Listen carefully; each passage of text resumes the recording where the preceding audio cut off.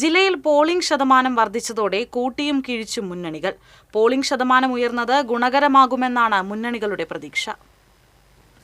SIR-ന് ശേഷമുള്ള ആദ്യ തെരഞ്ഞെടുപ്പായതിനാൽ കണക്കുകൂട്ടലുകൾ ശരിയാകുമോ എന്ന കാര്യത്തിലാണ് ആശയക്കുഴപ്പം. കഴിഞ്ഞ തെരഞ്ഞെടുപ്പിൽ ജില്ലയിൽ 75% പോളിംഗ്. എന്നാൽ ഇത്തവണ പോളിംഗ് ശതമാനം 77 കടന്നു. ജില്ലയിൽ പോളിംഗ് ശതമാനം ഈ വിധം ഉയരുന്നത് അനുകൂലമാകുമെന്നാണ് മുന്നണികളുടെ കണക്കുകൂട്ടൽ.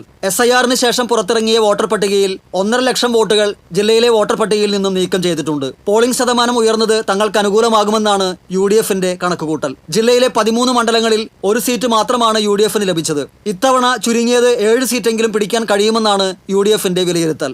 ഞങ്ങൾ വലിയ ആത്മവിശ്വാസത്തിലാണ്. തീർച്ചയായും ഒരു അട്ടിമറി വിജയം തന്നെ ഞങ്ങളെ സംബന്ധിച്ച് തൃശ്ശൂരിലുണ്ടാകും.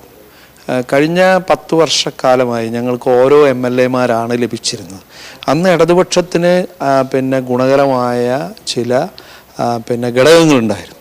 തീർച്ചയായും ആ ഘടകങ്ങളൊക്കെ ഈ പ്രാവശ്യം UDF-ന് അനുകൂലമായി മാറുകയാണ്.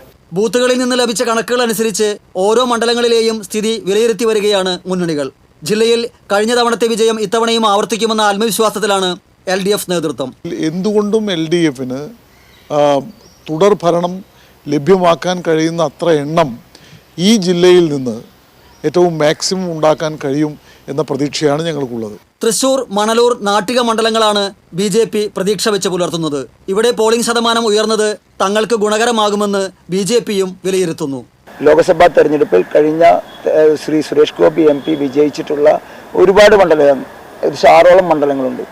ഈ മണ്ഡലങ്ങളിലെല്ലാം നല്ല മത്സരം നടക്കുകയാണ്. ഇവിടെയെല്ലാം വിജയിക്കുമെന്ന് തന്നെയാണ് ഭാരതീയ ജനതാ പാർട്ടി പ്രതീക്ഷിക്കുന്നത്. ഞങ്ങൾ തികച്ചും വലിയ വിജയപ്രതീക്ഷയിലാണ്.